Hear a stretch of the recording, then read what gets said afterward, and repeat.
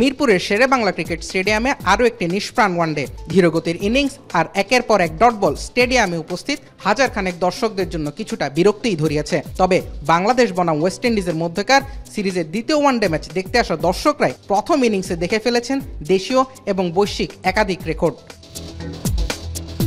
টসে হেরে বোলিং করতে আসা ওয়েস্ট ইন্ডিজ দুই প্রান্ত থেকেই শুরু করেছিল স্পিন আক্রমণ। নিজেদের ওয়ানডে ইতিহাসে দুইবারে বিশ্ব চ্যাম্পিয়ন ওয়েস্ট ইন্ডিজ এমন কিছু আগে করেনি। এমনকি মিরপুরের উইকেটে নিজেদের 50 ওভারের পুরোটাই তারা শেষ করেছে স্পিনার দিয়ে। তাতেই ঢাকা সাক্ষী হলো ভিন্ন এক রেকর্ডের। ওয়ানডেতে এর আগে কোনো দলই পুরো 50 ওভার স্পিনার দিয়ে করায়নি।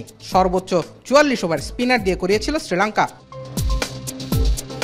ধীরগতির ওয়ানডে ম্যাচে বাংলাদেশকে ভুগিয়েছেন আথানজে। ওয়েস্ট ইন্ডিজের এই পার্ট টাইম স্পিনার 10 ওভারে দিয়েছেন মোটে 14 রান। বাংলাদেশের বিপক্ষে ওয়ানডে ফরম্যাটে এটাই সবচেয়ে কম ইকোনমির বোলিং ফিগার। এর আগে 2011 সালের ডিসেম্বরে পাকিস্তানের মোহাম্মদ হাফিজ 10 ওভারে খরচ করেছিলেন 15 রান। আথানজের বোলিং বাংলাদেশের জন্য তাই কিঞ্চিত বিব্রতকরই বটে।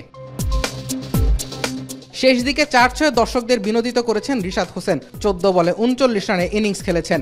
স্ট্রাইক রেট ছিল 278.57। কমপক্ষে 30 রানের বিচারে এটিই বাংলাদেশের জন্য ওয়ানডেতে সর্বোচ্চ স্ট্রাইক রেটের ইনিংস। পেছনে পড়েছে 2006 সালে কেনিয়ার বিপক্ষে মাশরাফি বিন মুর্তজা এবং 2014 সালে পাকিস্তানের বিপক্ষে সাকিব আল হাসানের 275 স্ট্রাইক রেটের 2 ইনিংস।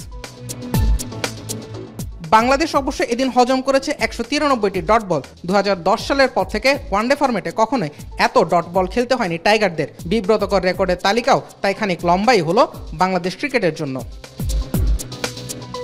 জুবায়ের আহমেদ, এখন, ঢাকা।